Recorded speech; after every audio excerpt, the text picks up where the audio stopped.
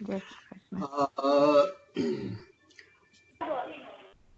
નિકુંજ અને તેજલના એક નિમંત્રણના કારણે આ એક પ્રસંગ ઊભો થયો છે. રામનવમી ના પ્રસંગે કંઈક વાર્તાલાપ કરવાનો. આવા પ્રસંગો ફરી ફરી ઊભા થતા રહે એવી આશા સાથે આપણે શરૂ કરીએ.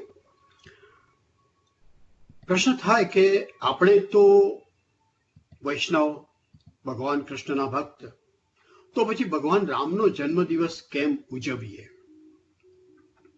શ્રીમદ ભાગવતમાં વિષ્ણુના, જે કૃષ્ણના જ 3 રૂપ છે, બ્રહ્મા, વિષ્ણુ અને મહેશ, એમાં વિષ્ણુના 24 અવતારો ભાગવતમાં, શ્રીમદ ભાગવતમાં વર્ણવવામાં આવ્યા છે.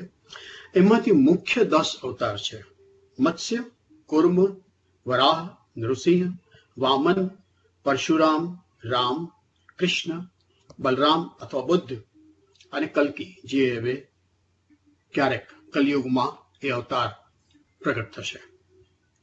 આમાંથી 4 અવતાર ભક્તિ સાથે જોડાયેલા છે: નૃસિંહ,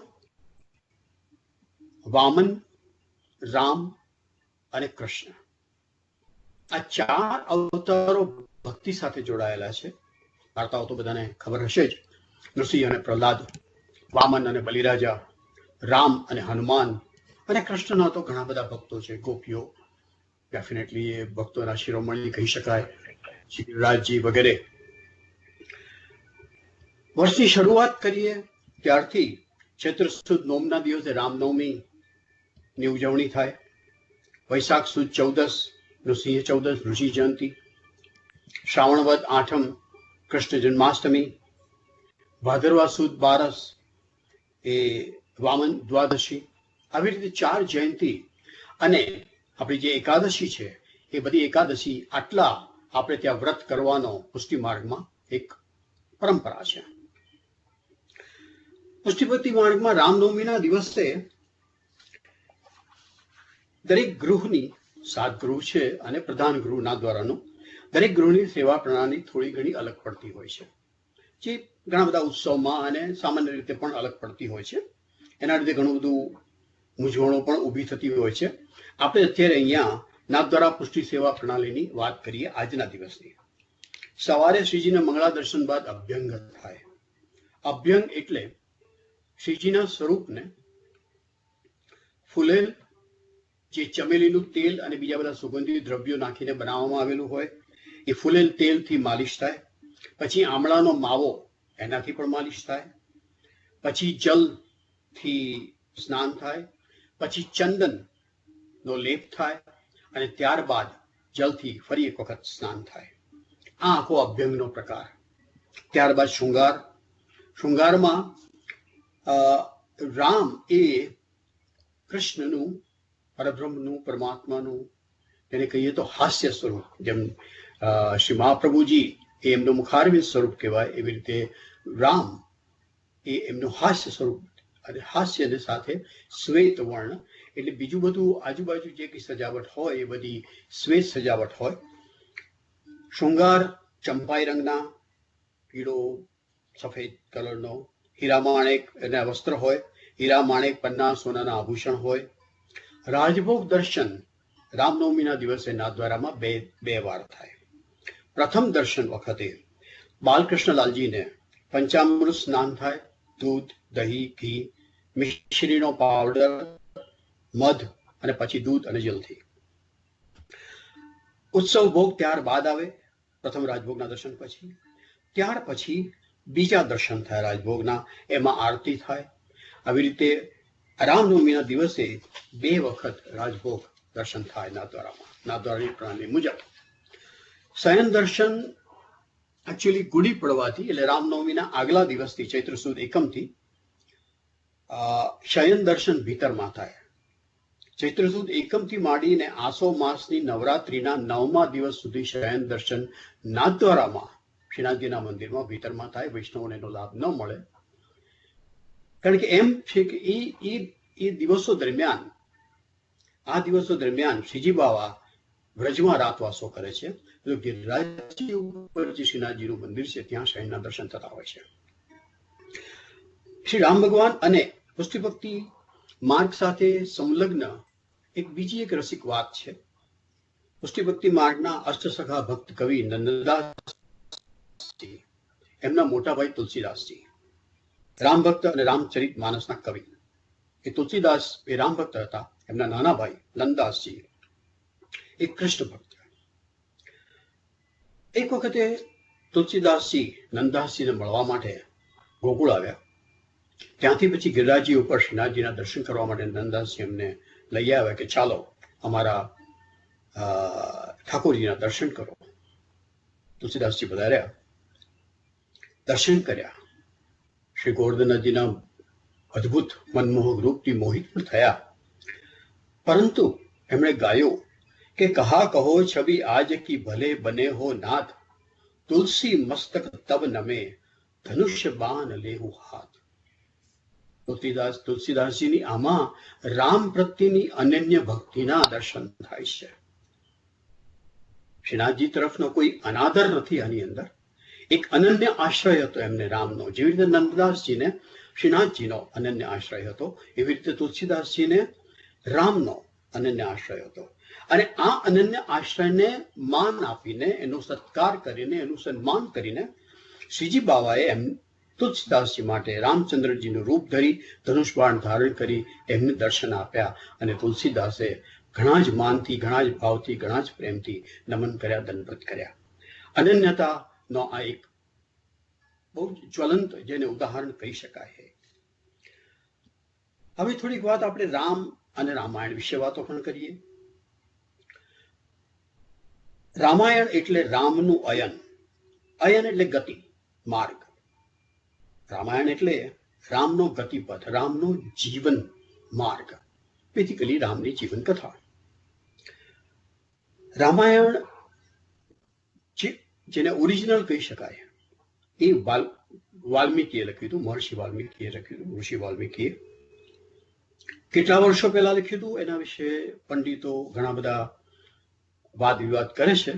એમાં આપણે ન પડીએ, પણ જાણવા ખાતર એક ડેટ એવી છે કે રામનો જન્મ 4 ડિસેમ્બર 7323 બિફોર ક્રાઇસ્ટ, એટલે આજથી લગભગ 9000 વર્ષ પહેલા થયો હતો. રામનો વનવાસ 21 નવેમ્બર 7306 BCE અને રામનું અયોધ્યામાં પુનરાગમન 6 ડિસેમ્બર 7292 BCE, લગભગ 9000 વર્ષ પહેલા. એ બધી વાતો છે. હવે વિશ્વામિત્રએ, વાલ્મીકીએ જ્યારે આ રામાયણની રચના કરી ત્યારે રામે સીતાજીનો ત્યાગ કરી, ગર્ભવતી સીતાજીનો ત્યાગ કર્યો હતો. અને એ પોતે, સીતાજી પોતે વાલ્મીકીના આશ્રમમાં જ રહેતા હતા. અને લવ ને કુશ એમના બંને પુત્રો ત્યાં અવતર્યા હતા. એ દરમિયાન ઋષિ વાલ્મીકીએ રામાયણની રચના કરી હતી. એટલે એમ કહી શકાય કે 9000 વર્ષ પહેલા થઈ હશે. બીજું એક આપણે દાખલો લઈએ કે રામ થયા ત્રેતા યુગમાં. તો દરેક યુગના કોષ્ટક પ્રમાણે જેટલા વર્ષો એલોકેટ થયેલા છે એ પ્રમાણે ગણીએ તો લગભગ 1.5 મિલિયન વર્ષ પહેલા રામ આ પૃથ્વી પર પધાર્યા હતા. તો આપણે જેને માનવું હોય, જે માનીએ, ડઝન્ટ મેટર. એનાથી રામ કે રામાયણના ઉપદેશમાં કોઈ ફરક પડતો નથી. રામાયણના 24,000 શ્લોક છે, જે 7 સેક્શનમાં ડિવાઈડ કરેલા છે. બાલકાંડ, જે રામનું બાળપણ અને પછી વિશ્વામિત્ર પાસે અભ્યાસ, ત્યારબાદ સીતાજી સાથે લગ્ન, પછી અયોધ્યાકાંડ, જ્યારે રામનો રાજ્યાભિષેક થવાનો હોય છે, જે પછી કઈના કારણે નથી થતો. અયોધ્યામાંથી એમનું જેને નિષ્કાસન જેને કહી શકાય એવું થાય છે. વનવાસ 14 વર્ષનો લેવાનો આવે છે. અરણ્યકાંડ, જેમાં રામ, સીતા, લક્ષ્મણ એ જંગલવાસ, વનવાસ કરે છે. ત્યારબાદ કિષ્કિંધા કાંડ, જ્યારે સીતાજીનું અપહરણ રાવણ કરે છે. રામનું હનુમાન સાથે મિલન થાય છે, સુગ્રીવ સાથે મિલન થાય છે, વાલીનો વધ થાય છે વગેરે. સુંદરકાંડ, જ્યારે હનુમાનજી સીતાજીની શોધમાં નીકળે છે. યુદ્ધકાંડ, જ્યારે રામનું અને રાવણનું યુદ્ધ થાય છે. અને અયોધ્યામાં પુનરાગમન થાય છે રામનું. અને પછી ઉત્તરકાંડ કે જ્યારે રામ ગર્ભવતી સીતાનો ત્યાગ કરે છે, લવ ને કુશનો જન્મ થાય છે ઋષિ વાલ્મીકીના આશ્રમમાં. આવી રીતે 7 કાંડ 7 ભાગમાં વહેંચાયેલું છે રામાયણ. વાલ્મીકી રામાયણ જે વાલ્મીકીએ લખ્યું છે, એમની રચના કરી છે, એમાં રામનો ઉલ્લેખ એક રાજા તરીકે કે મહામાનવ તરીકે છે. એમણે ભગવાન તરીકે રામને માની અને ભક્તિભાવ સભર રામાયણ લખ્યું નથી. It is like an Ramayana જેને ઇતિહાસ કથા પણ કહી શકાય. ઘણા બધા વિદ્વાનો એને એક મેથોલોજીકલ વાત પણ કહે છે, કાવ્ય પણ કહે છે, કે જેને ઇતિહાસનો કોઈ આધાર નથી એવો. વાલ્મીકી ઋષિએ રામાયણ રચ્યું ત્યારે રામ દ્વારા તજાયેલા સીતાજી ત્યાં હતા. અને પહેલી વખત વાલ્મીકીએ જ્યારે રામાયણ રચીને સંભળાવ્યું ત્યારે લવ કુશને સંભળાવ્યું હતું. તો ઘણી વખત આપણને આ પ્રશ્ન થાય કે ખરેખર ઇતિહાસ છે કે નથી, પણ કદાચ એ આપણે એને બાજુ પર રાખી અને માત્ર રામાયણ અને રામ વિશે વાત કરીએ અને રામના જીવનમાંથી આપણા જીવનમાં આપણે શું ઉતારી શકીએ એના ઉપર વધારે આપણે ધ્યાન રાખીએ. આ બધા આ વાલ્મીકીએ લખ્યું એ સંસ્કૃતમાં હતું, જેથી લોકભોગ્ય નહોતું. સંસ્કૃતમાં પેલી દેવ ભાષા કહેવાતી હતી. 16મી સદીમાં રામ ભક્ત તુલસીદાસજીએ અવધી ભાષામાં ગાઈ શકાય એવી રીતે રામચરિત માનસની રચના કરી અને રામાયણને લોકભોગ્ય બનાવ્યું. ત્યારથી રામાયણ ખાસ કરીને ઉત્તર ભારતમાં પુષ્કળ પ્રચલિત થયું અને જન સમાજમાં રામનું ભગવાન તરીકે એક જબરજસ્ત સ્થાપન થયું, એક લોકપ્રિયતા ઊભી થઈ. તુલસીદાસજીએ હનુમાન ચાલીસા પણ રચના કરી હતી. એટલે હનુમાનજી પણ રામ ભક્ત તરીકે ઘણા બધા પ્રખ્યાત થયા અને એમનું પણ એક દેવ તરીકે, એક ભગવાન તરીકે એમનું પણ સ્થાપન જન સમાજના મનમાં થયું. રામ મહામાનવ કે વિષ્ણુના અવતાર એવા ભગવાન, એવા વિવાદમાં આપણે ન પડીએ કદાચ, અને ન જ પડવું જોઈએ. જેવી રીતે ઘણા બધા ભગવદ્ ગીતાના તેના ઉપર જેમને ભગવદ્ ગીતા ઉપર વિવાદ ઉભો કરવો છે, એવા ઘણા બધા કહે છે કે 700 શ્લોક ની ભગવદ્ ગીતા થોડી ઘણી મિનિટોમાં કે એકાદ 1.5-2 કલાકમાં કેવી રીતે કહી શકાય, કેવી રીતે સમજી શકાય? કારણ કે કૃષ્ણએ બહુ મોટું જેને કહેવાય કે મોટી ફિલોસોફી, એક હ્યુમન સાયકોલોજી અર્જુનને સમજાવી છે. અર્જુનને યુદ્ધમાંથી ભાગી જતા અટકાવીને યુદ્ધ કરવા માટે પ્રેરિત કર્યો છે. તો એ 700 શ્લોક એ થોડા કલાકમાં કેવી રીતે કહી શકાય, સમજી શકાય? પણ એ પ્રશ્ન જ્યારે આપણામાં કોઈ શ્રદ્ધા ના હોય ને ત્યારે ઉત્પન્ન થાય, ત્યાં સુધી ન થાય. જેવી રીતે આપણે ઘણી વખત ભાગવતજીની કે કોઈ પણ કથા હોય એની પોથી યાત્રામાં ભાગ લઈએ છીએ, ત્યારે જે યજમાન હોય એ પોથી માથે મૂકી અને એ પોથીને ત્યાં વ્યાસ પીઠ પર સુધી પહોંચાડે ને ત્યાં પધરાવે. પોથી યાત્રાનો ખરેખર મિનિંગ શું છે? માથે પધરાવવાની એનો અર્થ શું? આપણે તો એક રિચ્યુઅલ તરીકે, એક રૂઢિ તરીકે કરી નાખીએ છીએ, રાઈટ? ખરેખર માથે પધરાવવું એટલે એના શબ્દો, એ પોથીમાં જે શબ્દો છે, જે ઉપદેશ છે, એ માથે ચડાવવો, બુદ્ધિમાં ઉતારવો અને આપણા જીવનમાં એને એવી રીતે ઉતારવો, એસિમ્યુલેટ કરવો કે જેથી આપણું જીવન એ પોથીના શબ્દો પ્રમાણે આધ્યાત્મિક બનતું રહે. તો આપણે બીજા બધા વિવાદમાં ન પડીએ, આગળ વાત કરીએ. 2 વાત. રામાયણ સનાતન કેમ? રામાયણ હોય કે શ્રીમદ ભાગવત હોય કે મહાભારત હોય, આપણે અહીંયા રામાયણની વાત કરીએ છીએ. અને બીજો પ્રશ્ન, રામ ભગવાન કેમ? તો રામાયણ સનાતન કેમ? રામાયણમાં છે શું? ઇટ્સ અ બેટલ બિટવીન રામત્વ અને રાવણત્વ. જેને કહી શકીએ કે સજ્જનતા અને દુર્જનતા બંને વચ્ચેનો એક સંઘર્ષ છે અને અલ્ટિમેટલી સજ્જનતાનો વિજય છે. આપણા સ્વભાવમાં પણ સજ્જનતા અને દુર્જનતા હોય છે અને સતત આપણે આપણી અંદર એ સંઘર્ષ કરતા રહીએ છીએ. નથી કરતા એવું નહીં. દરેકના જીવનમાં, દરેકના મનમાં, દરેકના હૃદયમાં, દરેકની બુદ્ધિમાં આ સંઘર્ષ સતત ચાલતો રહે છે. એ આપણા સ્વભાવની ખાસિયત છે. પ્રભુની, કૃષ્ણની આપણા પર દેન છે ને, એ એમની લીલા છે કૃષ્ણની, કે આપણે આવી રીતે જ એ સંઘર્ષ, એ દ્વંદ્વમાંથી બહાર નીકળી અને એમની પ્રતિ ક્યારે પ્રયાણ કરીએ, કેવી રીતે પ્રયાણ કરીએ, એમની લીલા છે ને એ નિરખી રહ્યા છે. અને આપણો સ્વભાવ જ્યાં સુધી બદલાવાનો નથી જ બદલાતો. મનુષ્યના સ્વભાવની વાત કરીએ, હસમુખ કે નિકુંજ કે જે બધા અહીંયા સાંભળી રહ્યા છે એના સ્વભાવની વાત, દરેક મનુષ્યના સ્વભાવની વાત છે. એ સ્વભાવ અને સ્વભાવગત જે કંઈ દોષ છે, ગુણ છે, દોષ છે, સનાતન છે. અને માટે રામાયણ સનાતન છે. રામાયણમાં આપણને આપણી છાયા ક્યાંક ક્યાંક દેખાય છે. We relate to Ramayana, or Ramayana relates to some points, some events in our life. So we like it, so we read it. So Ramayana હંમેશા ને હંમેશા જીવંત રહેતું રહે છે. હવે રામ ભગવાન કેમ? રામ જેવા સદાચારી, નીતિવાન, ધાર્મિક, પ્રજાવત્સલ રાજાઓ ઘણા થઈ ગયા. એમના કુળમાં પણ ઘણા બધા થઈ ગયા. જે કુળ પહેલા ઇક્ષ્વાકુ કુળ કહેવાતું હતું અને પછી રઘુ રાજા પછી એ કુળનું નામ બદલાયું, રઘુકુળ થયું.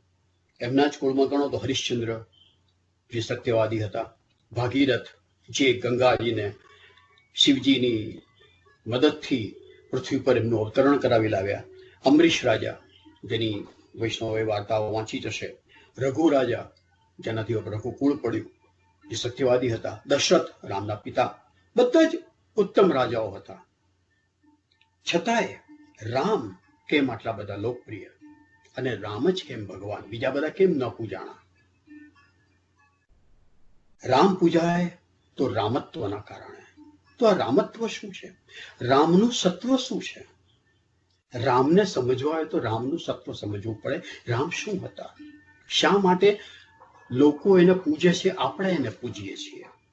રામત્વ એટલે સત્ય, પ્રેમ, કરુણા, સદવિચાર, સદાચાર, નીતિમત્તા, ધાર્મિકતા, એ સર્વનો એક સુંદર સમન્વય બહુ ઓછી વ્યક્તિઓમાં જોવા મળે.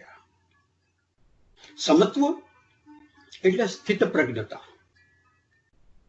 ગમે તેવી પરિસ્થિતિમાં પણ જેની પ્રજ્ઞા, જેની બુદ્ધિ વિચલિત ન થાય, પોતે વિચલિત ન થાય, હિમાલયની જેમ અડગ ઉભો રહે, એ વ્યક્તિ એ સ્થિત પ્રજ્ઞા ગુણો ઘણા બધા છે. ભવિષ્યમાં ક્યારેક ગીતાજી ઉપર વાત કરીશું ત્યારે વાત કરીશું. બીજું એ વૈરાગ્ય યુક્ત એમનો પ્રેમ ધર્મ અને રાજધર્મ. વૈરાગ્ય એટલે શું? 3 શબ્દો છે, રાગ, વિરાગ અને વૈરાગ્ય. રાગ એટલે કોઈ પ્રતિ ખેંચાણ, કોઈ વસ્તુ પ્રતિ, માની ચલો પૈસા પ્રતિ, તો રાગ એટલે પૈસા પ્રતિ, ધન પ્રતિ ખેંચાણ. વિરાગ એટલે ધન પ્રતિ તિરસ્કાર, ઘૃણા. પણ રાગ અને વિરાગ બંનેમાં ધન કેન્દ્રમાં રહે છે. જ્યારે જે વૈરાગ્ય છે એ રાગ અને વિરાગથી ઉપર ઉઠેલી મનોદશા છે કે જેમાં ધન હોય તોય ફરક નથી પડતો, ધન ન હોય તોય ફરક નથી પડતો. ધન કેન્દ્રમાં નથી રહેતું, વ્યક્તિ કેન્દ્રમાં રહે છે. રાગ અને વિરાગની માફક ધન કેન્દ્રમાં નથી રહેતું. ધનને પ્રેમ પણ નથી કરવાનો અને ધનને ઘૃણા પણ નથી કરવાની, તિરસ્કાર પણ નથી કરવાનો. હોય તો ઠીક, ના હોય તો કાંઈ નહીં. એ વૈરાગ્ય દશા. વૈરાગ્યની દશા કહીએ તો બુદ્ધ કે મહાવીર જેવા, અને વૈરાગ્યની દશા કહીએ તો રામ જેવા કે કૃષ્ણ જેવા. એની સામે રાવણત્વ એટલે શું? તો બુદ્ધિમત્તાનો અતિરેક. એટલો બધો અતિરેક કે જ્યાં હૃદયહીનતા આવી જાય. એ હૃદયથી વિચારી ન શકે. અહંકાર, અને જે હૃદયથી વિચારી ના શકે, માત્ર ને માત્ર બુદ્ધિ થી વિચારી શકે, એ જબરજસ્ત અહંકારી હોય. રાવણના 10 માથા એટલે એની બુદ્ધિમત્તાનું પ્રતીક છે કે એ જબરજસ્ત બુદ્ધિમાન હતો ને હતો, મહાવિદ્વાન હતો. લાલસા, લંપટતા, આ બધા રાવણત્વના ગુણો છે કે દોષ છે. ગુણો તો ના કહેવાય, દોષ છે. હૃદયહીનતા બહુ અગત્યની વસ્તુ છે. આપણે ત્યાં ઇન્ટેલિજન્ટ ક્વોશન્ટ આઈક્યુ શબ્દ વપરાય છે. ઘણા વર્ષોથી વપરાતો હતો. જ્યારે મોટા થતા ત્યારે બહુ એની ચર્ચાઓ થતી હતી, આઈક્યુ ટેસ્ટ. પછી થોડા વર્ષો પહેલા બધાને લાગ્યું, ખાસ કરીને જે માનસશાસ્ત્રના અભ્યાસી હતા એમને, કે માત્ર આઈક્યુથી કામ નથી ચાલતું, ઇમોશનલ ક્વોશન્ટ પણ એટલો જ અગત્યનો છે.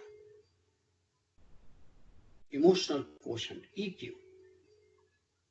જેને હૃદય સાથે સંબંધ છે, બુદ્ધિ સાથે નહીં. અને પછી આવ્યો આધ્યાત્મિકતાનો આંક, સ્પિરિચ્યુઅલ ક્વોશન્ટ SQ. જ્યારે આઈક્યુ અને EQ એ બંને સરખા પ્રમાણમાં ભેગા થાય, બંને સરખા પ્રમાણમાં જેનો સમન્વય થાય વ્યક્તિમાં, ત્યારે એમાંથી SQ ઉત્પન્ન થાય, આધ્યાત્મિકતા ઉત્પન્ન થાય. બંનેની જરૂર પડે, બુદ્ધિની જરૂર પડે અને હૃદયની જરૂર પડે. બુદ્ધિ પ્રધાન પણ હોવું પડે અને ભાવના પ્રધાન પણ હોવું પડે. તો રામની વૈરાગ્યયુક્ત જીવનશૈલી એટલે શું? રાજ્યાભિષેક થવાનો હતો. સૌથી મોટા ભાઈ હતા, 4માં ડિઝર્વિંગ હતા. ત્રણેય ભાઈઓમાંથી કોઈને વિરોધ નહોતો રાજ્યાભિષેક માટે. ત્રણેય ભાઈઓ કરતા એ પોતે વધારે યોગ્ય હતા, એ ત્રણેય ભાઈઓને પણ લાગતું હતું. અને છતાંય અપરમાના કારણે, કૈકેયીના કારણે જે વિધિના લેખ લખ્યા હશે એ માટે રાજ્યાભિષેકની પૂરેપૂરી તૈયારીઓ થયા પછી પણ એમણે રાજમુકુટ પહેરવાની એક ઘડી વીતી જવા દેવી પડે છે. કારણ કે પોતાના પિતાએ પોતાની અપર માતાને એક વરદાન આપ્યું છે, એક વચન આપ્યું છે. વચનનો નિભાવ કરવા માટે રામ હસતા મોડે, જરા પણ વિચલિત થયા વગર એ રાજ્ય ઉપરનો પોતાનો અધિકાર છોડી દે છે, ભરતને આપી દે છે, જે કૈકેયીની ઈચ્છા હતી. વૈરાગ્ય જેનામાં હોય ને સંપૂર્ણપણે, એ જ વ્યક્તિ આ હસતા મોડે કરી શકે. અને માત્ર રાજ્યનો અધિકાર આપી દેવાનો નહોતો, બધી જ સુવિધાઓ છોડી અને વનમાં જઈને વાસ કરવાનો હતો, અને તે બી 14 વર્ષ. એ પણ સહર્ષ સ્વીકાર કરી લે છે. પોતે તો વચન આપ્યું નહોતું અપર માતાને, આપ્યું હતું તો પિતાએ આપ્યું હતું. તો પિતાએ જે વચન આપ્યું હતું એ પાળવાની પોતાની ફરજ નિભાવતા એમણે પૂરેપૂરી વૈરાગ્ય રીતે એ બંને વસ્તુઓ સ્વીકારી લીધી, સહર્ષ. અને વનમાં ચાલી નીકળ્યા. સીતાજી એમની સાથે ચાલ્યા, એ સીતાજીનું પત્નીવ્રત હતું. લક્ષ્મણ એમની સાથે ગયા, એ લક્ષ્મણનો ભાતૃભાવ હતો અને ભાઈ પ્રત્યેની એક વફાદારી હતી. ભરત પોતે રામજીની પાદુકા પધરાવીને રાજ્ય કરીશ એવું વચન આપે છે, એ એનો રામ પ્રત્યે પ્રેમ હતો, એ વગેરે વગેરે રામાયણની વાતો છે. બરાબર. ત્યારબાદ સીતાનું અપહરણ થાય છે. ત્યારે પણ એ ભાંગી નથી પડતા. હા, જરૂર વિલાપ જરૂર કરે છે, પરંતુ ભાંગી નથી પડતા. એ સ્થિતપ્રજ્ઞ વ્યક્તિ જ કરી શકે. ત્યારે રાવણ જેવો મોટો દુશ્મન, અને પહેલા તો ખબર જ નથી પડતી કે કોણ સીતાનું અપહરણ કરી ગયું છે. એ તો જટાયુ, કે જેણે પોતાનું બલિદાન આપ્યું. જીવનમાં જટાયુ જેવી વ્યક્તિઓ બહુ જ ઓછી હોય છે, જે બીજા માટે પોતાનું જાન આપી દેતા ખચકાય નહીં, જે સત્ય માટે લડતા ડરે નહીં. રામનું પ્રેમાળ હૃદય, સીતા વિયોગ વેળા વારંવાર એમનું રુદન વાલ્મીકીજીએ અને તુલસીદાસજીએ બંને વર્ણવ્યું છે. અદ્ભુત વર્ણન છે. એમનો વિલાપ, એમની વિરહ વેદના, એમની તડપ એક પ્રેમીની તડપ હોય છે. વાંચીને આપણા રૂવાટા ઉભા થઈ જાય કે રામ રડે, જે ભગવાન છે, જેની પાસે આપણે શરણ માંગતા જઈએ છીએ, એ રડે પોતાની પત્ની માટે. પ્રેમ છે માટે રડે છે. અદ્ભુત પ્રેમ હતો રામને પોતાની પત્ની માટે. માટે તો એક પત્ની વ્રત, એ બહુપત્ની વ્રત, બહુપત્નીના જમાનામાં પણ એ એક પત્ની વ્રત એમને જીવનભર પાડ્યું છે. અને સીતાને બંધન મુક્ત કરવા માટે એ યુદ્ધ લડી લેવા સુધી પણ પહોંચી જાય છે. આખી સેના ઊભી કરીને નવેસરથી એ અયોધ્યા સેના લેવા માટે પાછા નથી જતા. બીજું, એમનામાં સમસ્ત વિશ્વને આવરી લેતી એક સંવેદનશીલતા. સંવેદનશીલતા એટલે શું? રાઈટ, આપણે એને સેન્સિટિવિટી શબ્દ વપરાય. ઘણા બધા એમ કે ને હું તો બહુ સેન્સિટિવ છું, કોઈ મને કંઈ કહી જાય તો મને ખરાબ લાગી જાય. ખરેખર એ સેન્સિટિવિટીની ખોટી વ્યાખ્યા છે. સેન્સિટિવિટી, સંવેદનશીલતા એટલે શું? કે આપણાથી કોઈને ખરાબ ન લાગી જાય, આપણાથી કોઈને ઇમોશનલી હર્ટ ન થાય, એને સંવેદનશીલતા આપણી કહેવાય. કોઈનાથી આપણે હર્ટ થઈએ એમ નહીં. તો સેન્સિટિવ એ વ્યક્તિ કહેવાય કે પોતાનાથી કોઈનો અનાદર ન થાય, કોઈની લાગણીઓ પર ઘાત ન થાય, આઘાત ન થાય. તો જનજાતિની જે દલિત શબરી ના એઠા બોરનો એ સ્વીકાર કરે છે, એ સ્વીકાર કરીને એનું સન્માન કરે છે. જે પ્રજામાં, જે સમયમાં વર્ણ વ્યવસ્થા બહુ જ વ્યવસ્થિત હતી અને જેને કહીએ ને બહુ જ રેજિમેન્ટલ હતી, એ બધા જ નિયમો બહુ જડતાથી પળાતા હતા. એની આપણે આગળ વાત કરીશું. એવામાં પણ એ શબરીની ભક્તિનો અંગીકાર કરે છે, એનું સન્માન કરે છે, એ સત્કાર કરીને. વાનર જાતિના હનુમાન, સુગ્રીવ, અંગદ તથા રીત જાતિના જાંબવાન, એ બધાને પોતાની સેનામાં એમના વડે સેના ઊભી કરે છે. એમના ઉપર જબરજસ્ત એક શ્રદ્ધા રાખીને, એક વિશ્વાસ રાખી અને રાવણ જેવા મહાયોદ્ધા સામે યુદ્ધ કરવાની એક હિંમત દાખવે છે. એ બધું એ એમની એક સંવેદનશીલતાનું મોટું એક ઉદાહરણ છે. એમનામાં આ બધું હોવા છતાં પણ પ્રેમ ધર્મ અને રાજધર્મ નો દ્વંદ હંમેશા રહ્યો છે. પ્રેમ ધર્મ એટલે કે પોતાનો ધર્મ, જે વ્યક્તિગત છે, અને રાજધર્મ એટલે સમાજ પ્રત્યેનો ધર્મ, જે સમષ્ટિગત છે, સમાજગત છે, સમાજલક્ષી છે, સમાજના કલ્યાણલક્ષી છે. એ બંને વચ્ચે એમના મન હૃદયમાં જ્યારે આપણે વાત કરીશું થોડી, એ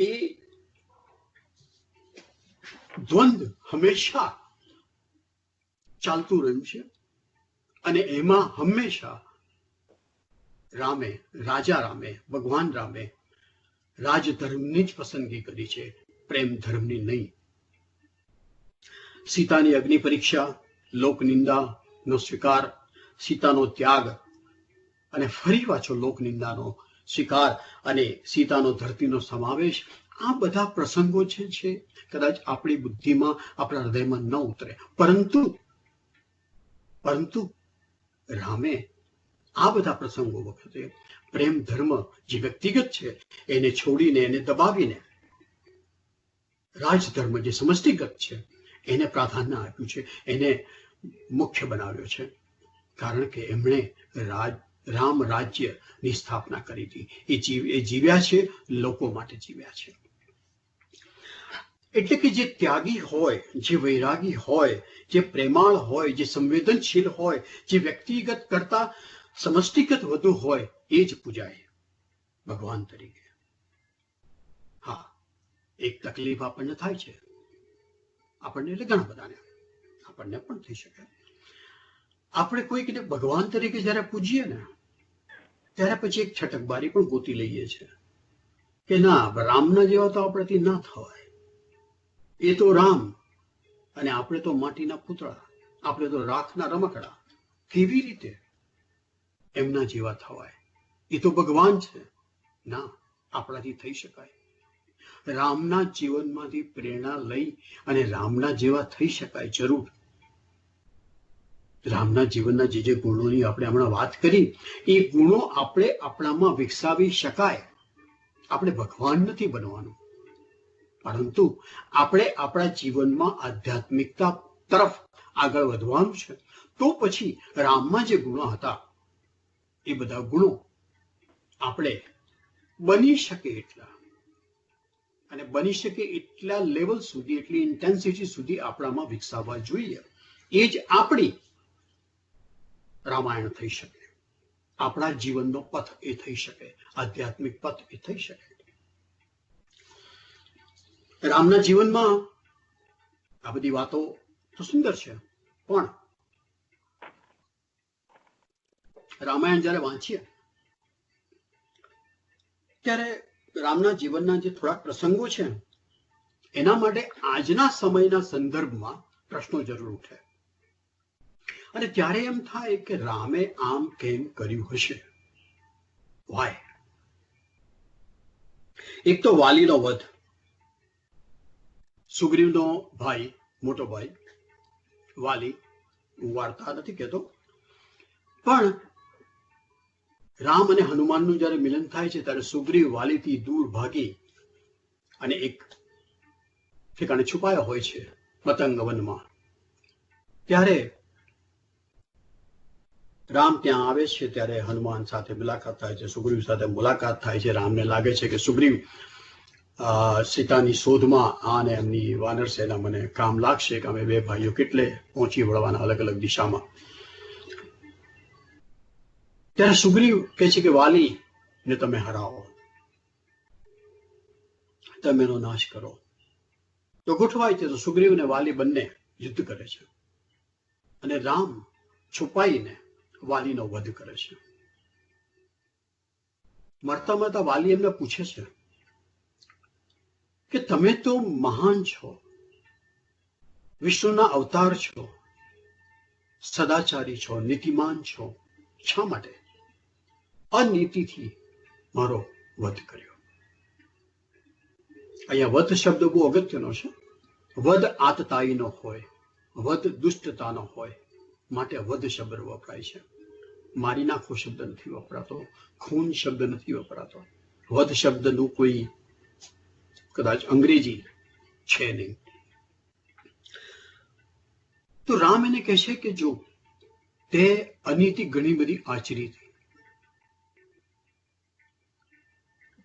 અને અનીતિના કારણે, એ બધી ડિટેલમાં હું નથી જતો અત્યારે કારણ કે સમયનો અભાવ છે, પરંતુ જે અનીતિ તે આચરી હતી એ અનીતિ તારા વધ માટે એ જસ્ટિફાઈડ રીઝન હતું મારા માટે. અંતે વાલી એ વાત સાથે સંમત થાય છે અને કહે છે કે હું ન હોઉં ત્યારે મારી પત્ની તારા અને મારા પુત્ર અંગદ ને સુગ્રીવ હેરાન ન કરે, એ તમે જોજો. રામ એને વચન આપે છે. રાજ્યાભિષેક થયા પછી, વચમાં એક જે વાત છે હું પછી લઉં છું. રાજ્યાભિષેક થયા પછી રામ રાજા હોય છે ત્યારે એક બ્રાહ્મણ આવે છે પોતાના મરેલા છોકરાને કે રાજાએ કોઈ એવું કામ કર્યું છે કે રાજાના રાજ્યમાં, રામ રાજાના રાજ્યમાં એવું કોઈ કામ થયું છે પાપનું કે જેથી મારો પુત્ર, મારો બ્રાહ્મણ પુત્ર મરી ગયો છે, અચાનક અકાળ મૃત્યુ પામ્યો છે. એ રામને દોષ દે છે કે તમારા રાજ્યમાં કાં તો તમારાથી કોઈ પાપ થયું છે. રામ પૂછપરછ કરે છે. નારદજી એમને કહે છે કે એક વસ્તુ છે, કદાચ તમે શોધી કાઢો કે કોઈ શુદ્ર બ્રહ્મ જ્ઞાન મેળવવા માટે તપ કરી રહ્યો છે. કેમ? કારણ કે ત્રેતા યુગમાં શુદ્રને બ્રહ્મ જ્ઞાન મેળવવાની કોઈ યોગ્યતા નહોતી, યોગ્યતા ગણાતી નહોતી.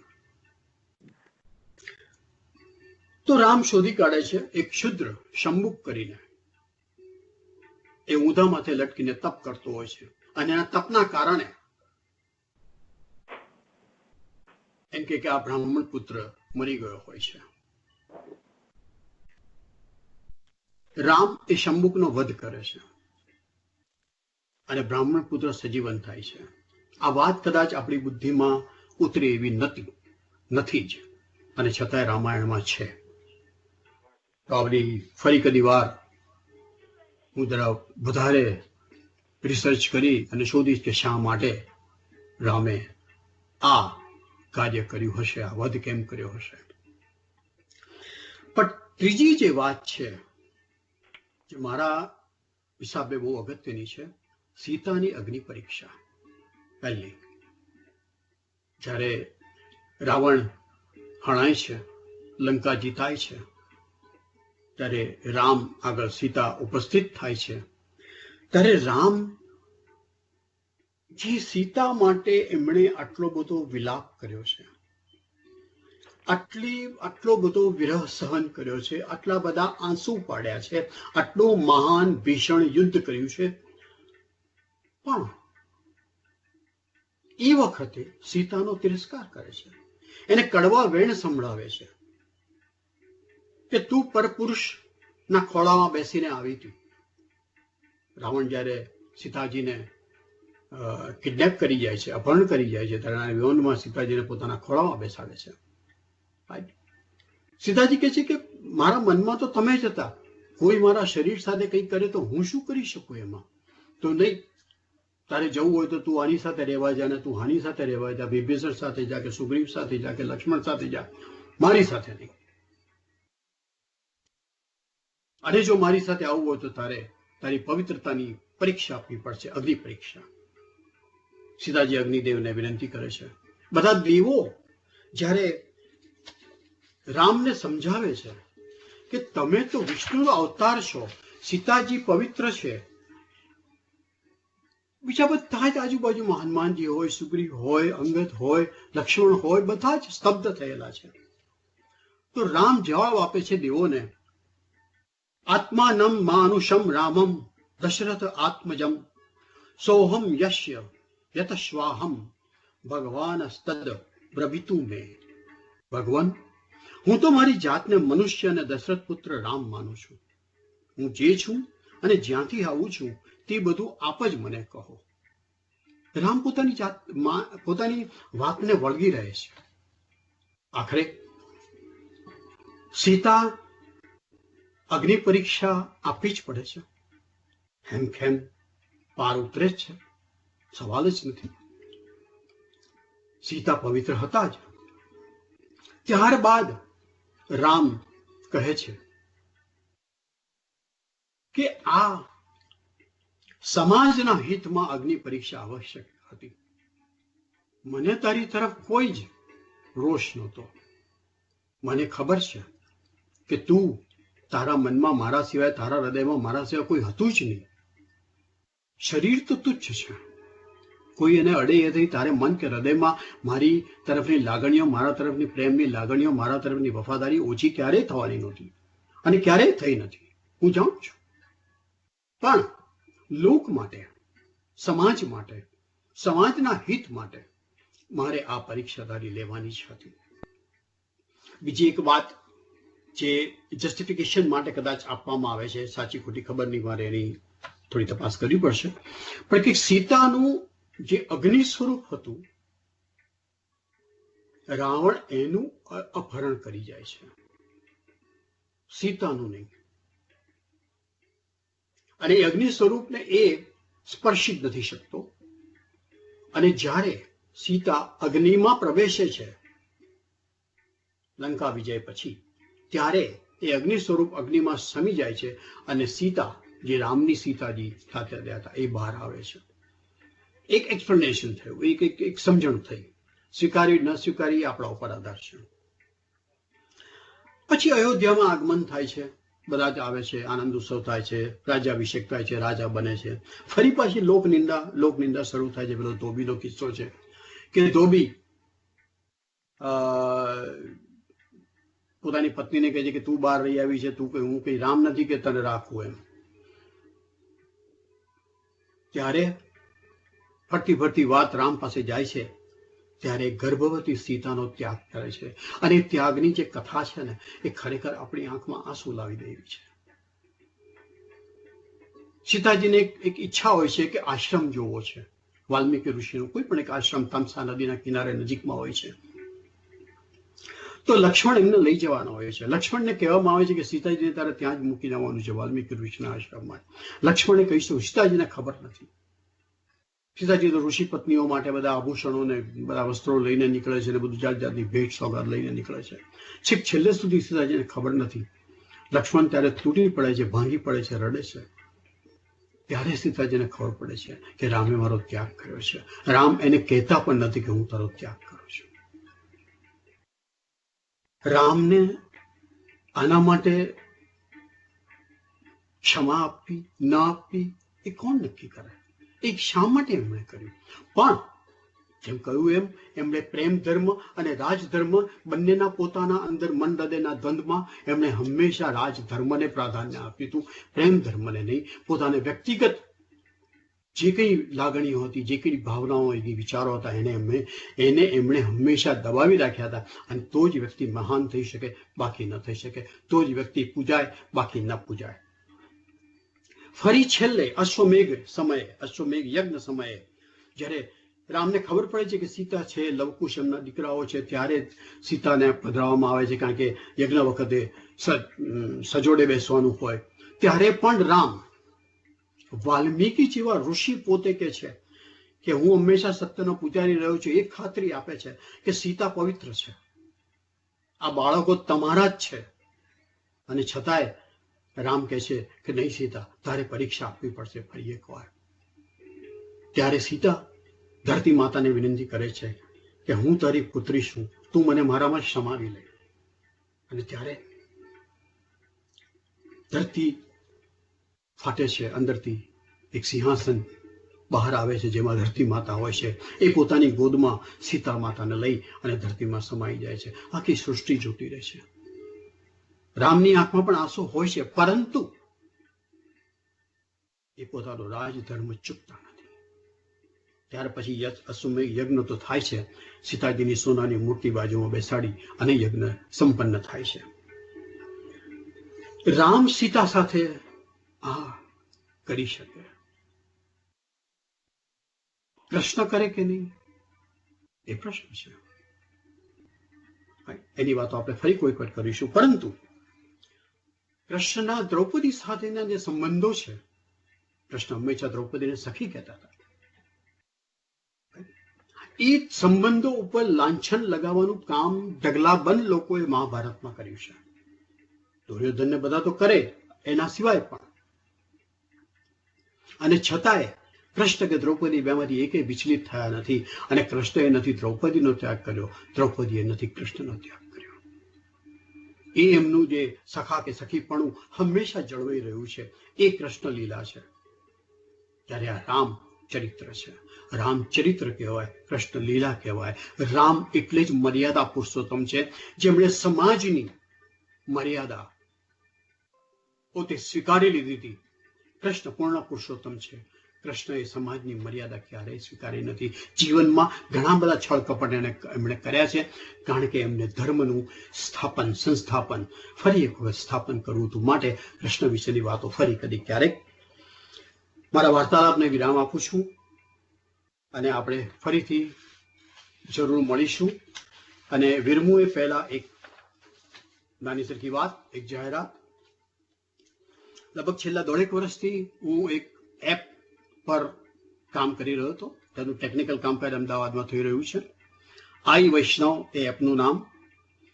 એપલ ડિવાઇસીસ અને એન્ડ્રોઈડ ડિવાઇસીસ ઉપર કદાચ આવતા વીકમાં જ અવેલેબલ થઈ જશે. હું તમને બધાને જણાવીશ બાય વોટ્સએપ એન્ડ ઈમેલ. એમાં ઘણું બધું હશે. એટ યોર ફિંગર ટિપ્સ કહી જવું. પુષ્ટિ ભક્તિ માર્ગ વિશેની બેઝિક ઇન્ફોર્મેશન, હિન્દુઇઝમ વિશેની બેઝિક ઇન્ફોર્મેશન, બધા મલ્ટિપલ ચેપ્ટર્સ છે. 90થી વધારે spiritual talks you can watch. એટલા જ યુ કેન લિસન ટુ, એટલે ખાલી ઓડિયો. 60થી વધારે પુષ્ટિ કીર્તન છે. પુષ્ટિ પિલગ્રિમેજ પ્લેસીસ, યાત્રાધામ છે જે, એના વિશેની ઇન્ફોર્મેશન છે. નાથ દ્વારા બધા જ બેઠકજી, એમાં ઘણા બધા બેઠકજીના ચરિત્ર પણ અંદર છે, બટ ટેક્સ્ટ જે બધી ઇંગ્લિશમાં છે, અલ્ટિમેટલી ગુજરાતીમાં પણ આવશે. નાથ દ્વારા બેઠકજી, વ્રજ ઇન્ડિયાનો, કૃષ્ણ સેવાની ફિલોસોફી પ્રેક્ટિસ પછી આવશે. Philosophy is already uploaded. Vaishnav protocol, વૈષ્ણવે કેવી રીતે વર્તવું, ગુરુ સાથે કેવી રીતે વર્તવું, શાસ્ત્રીઓ સાથે કેવી રીતે વર્તવું, મંદિરમાં કેવી રીતે કરવું, બીજા વૈષ્ણવ સાથે કેવી રીતે વર્તવું, ઘણા બધા અલગ અલગ પ્રોટોકોલ મુકાશે. અલ્ટિમેટલી આ તો છે જ એની અંદર.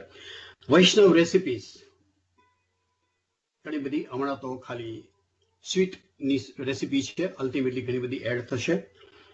ફાઇન્ડ આઉટ વૈષ્ણવ ઓસ્પિશિયસ ડે એન્ડ ટાઈમ. આપણા જે ગોકુલનાથજીના વચનામૃત ઉપર આધારિત જે શુભ દિવસો છે, એ શુભ દિવસો તમારો ફોન જ્યાં લોકેશન પર હશે એ લોકેશન પર, અને એ દિવસનો સમય સારો જે આપણી હિન્દુઇઝમની હોરા પદ્ધતિ ઉપર હશે એ પણ એની અંદર હશે.